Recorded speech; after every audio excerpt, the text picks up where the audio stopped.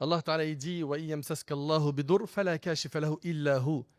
Si Allah te touche par un malheur, si Allah fait qu'un malheur te touche, nul autre que lui ne peut l'enlever. Wa yamsaska bi khair fa huwa ala kulli shay'in qadir. Et s'il fait qu'un bonheur te touche, c'est qu'il est omnipotent. Ibn Abbas radiyallahu anhu a dit cette parole que vous avez probablement déjà prononcée dans votre vie, Hasbunallah wa ni'mal wakil, qui signifie Allah nous suffit et quel bon défenseur. C'est la formule qu'Ibrahim alayhi salam, il a prononcée quand on l'a mis sur la catapulte et qu'on allait le jeter dans le feu. Il a dit Allah me suffit. Il a dit Allah me suffit et quel bon défenseur. Et cette même parole a été prononcée par Muhammad alayhi salatu wassalam quand on lui a dit les gens ont mobilisé des masses contre vous, craignez-les. Est-ce qu'on peut méditer un instant s'il vous plaît sur ce hadith? On a dit au prophète sallam, les gens ont mobilisé des masses contre vous, craignez-les. Ils sont en train de comploter contre vous pour vous attaquer, mettre fin à la religion de Nabi alayhi salatu wassalam. Ayez peur d'eux. Mais cela augmente à leur foi. Pourquoi? Parce que celui qui a attaché son cœur à Allah subhanahu wa ta'ala, wallah, il a peur de rien sur terre. Parce qu'il sait que finalement, ce qui va le toucher, c'est ce qu'Allah subhanahu wa ta'ala lui a écrit. Le prophète sallam n'a-t-il pas dit dans Tirmidhi, sache que si toute l'humanité conjuguait ses efforts pour te faire un mal qu'Allah n'a pas écrit, il n'y parviendrait pas. Si l'humanité entière se réunit pour te faire un mal qu'Allah n'a pas écrit, personne n'arrivera à te faire quoi que ce soit. Donc au final, le mal qui te touche, c'était quelque chose qui devait te toucher, qu'Allah avait écrit, et il y a une sagesse derrière. Et Allah a la capacité, la puissance, la sagesse, le ilm, de toute chose, il est capable de t'enlever cette épreuve vite et te soulager, et il est capable de te la laisser, te donner la force qui te permettra de la supporter. Hasbunallah wa ni'mal wakil. Justement, c'est ce que le prophète sallam et les compagnons, ils ont dit. Cela a augmenté leur foi. On leur a dit, ils sont en train de comploter contre vous, craignez-les. Mais cela a augmenté leur foi et ils ont dit, Hasbunallah wa ni'mal wakil. Allahu Akbar.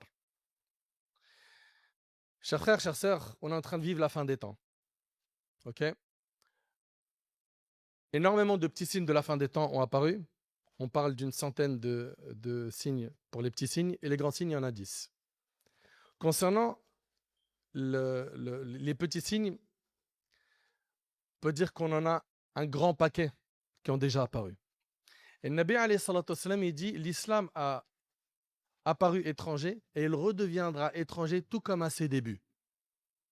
L'islam, il a apparu étranger.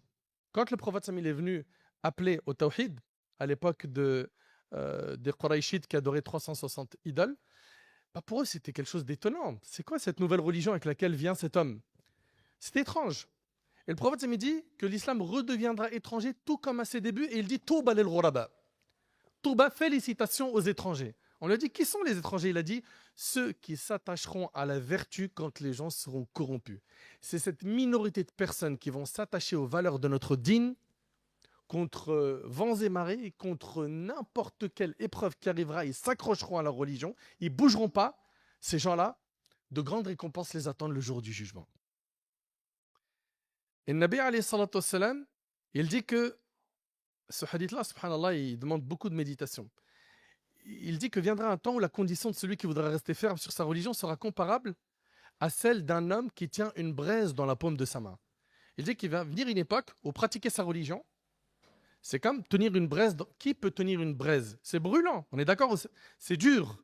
Et bien on vit cette époque où pratiquer sa religion, aujourd'hui, c'est devenu quelque chose qui n'est pas facile partout. Une braise de feu. Est-ce que vous voyez l'image?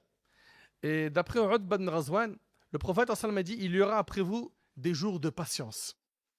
Celui qui à cette époque s'accrochera sur ce sur quoi vous êtes, il aura la récompense de 50 d'entre vous. Il a dit qu'il va y avoir une période où les troubles vont augmenter. La pratique de la religion va devenir difficile. Et le Nabi sallallahu alayhi wa sallam dit que celui qui va s'accrocher à la religion, il aura la récompense de 50 d'entre vous. Ils ont dit au prophète sallallahu alayhi wa sallam, ou d'entre eux, 50 personnes d'entre eux ou d'entre nous, nous les compagnons. Il a dit plutôt d'entre vous. C'est-à-dire que tu t'accroches à la religion.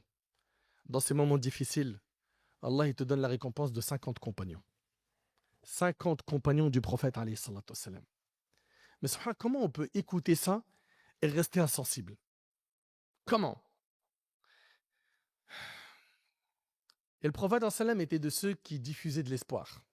Il disait alayhi salatu wassalam, tafarraqu fil ard wa inna Allah sayajma'akum. Dispersez-vous sur la terre, Allah vous réunira. Il était toujours là à donner de l'espoir. Et dans le hadith de Khabbab, il vient voir le prophète, il lui dit, pourquoi est-ce que tu n'invoques pas Allah pour qu'il nous délivre, qu'il nous accorde son secours? Tu ne vois pas dans quelle situation nous sommes, etc. Et à la fin du hadith, le prophète lui dit, mais vous vous empressez trop. Vous êtes trop hâtif de voir du résultat vite. Votre problème, c'est que vous voulez le résultat vite. Vous voulez la délivrance vite. Vous voulez l'assistance divine vite. Les compagnons du prophète sallam, ainsi que notre prophète sallam, depuis que le Nabi sallam il a reçu Iqra jusqu'à Sulh al-Hudaybiyah, le pacte de l'Hudaybiyah, environ une quinzaine d'années où ça a été que des sacrifices sur sacrifices. Et ils ont commencé à respirer à partir du pacte de l'Hudaybiyah. Une quinzaine d'années de sacrifices de tout ce que tu peux imaginer. Des gens qui sont morts dans des batailles. La bataille de Badr, la bataille de Uhud, la bataille des coalisés. De l'argent qui a été dépensé fi sabilillah. Énormément de sacrifices. Qu'est-ce qu'on a sacrifié dans ces dernières années? Chacun se regarde dans la glace et il se parle franchement. Qu'est-ce que tu as fait pour le dîn d'Allah pour que la situation de la Oumma s'améliore?